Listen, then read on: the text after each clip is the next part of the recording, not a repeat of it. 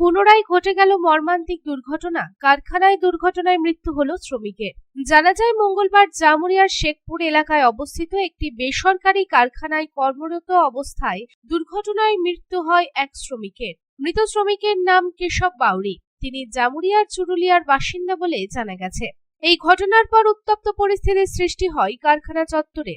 ঘটনার খবর পেয়ে মৃত শ্রমিকদের সহকর্মীরা এবং স্থানীয় শ্রমিক সংগঠনগুলি এসে কারখানার গেটের সামনে দীর্ঘক্ষণ ধরে বিক্ষোভ চালায়। তাদের অভিযোগ, তাদের প্ল্যান্টে কোনো অ্যাম্বুলেন্স নেই। কারখানার সুরক্ষা ব্যবস্থা নিয়ে রীতিমতো প্রশ্ন তুলেছে তারা।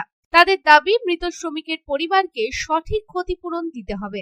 দীর্ঘক্ষণ ধরে এই বিক্ষোভ চলার পর পরিস্থিতি উত্তপ্ত হয় এবং এই ঘটনার খবর পেয়ে ঘটনাস্থলে ছুটে আসে পুলিশ এবং পরিস্থিতি নিয়ন্ত্রণে আনে। এই প্রসঙ্গে বেসরকারি কারখানার এক শ্রমিক মিঠুন বাদ্যকর জানান, আজ কেশব বাউরি কারখানা দুর্ঘটনায় মারা যায়। আমাদের প্ল্যান্টে অ্যাম্বুলেন্সের কোনো ব্যবস্থা নেই। আমাদের দাবি, মৃতের পরিবার যেন সঠিক ক্ষতিপূরণ পায়।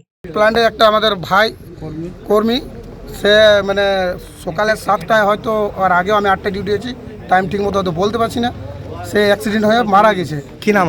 ওর ছেলের নাম হচ্ছে কেশব বাউরি, তার চুরিলাই বাড়ি। তো এই যে মারা যাওয়ার পর ওর মানে আমাদের প্ল্যান্টে না অ্যাম্বুলেন্স আছে না কিছু, টাইম মতো গাড়ি পাওয়া যায় না। ঠিক আছে, আমাদের দাবি আছে অ্যাম্বুলেন্স চাই আমাদের।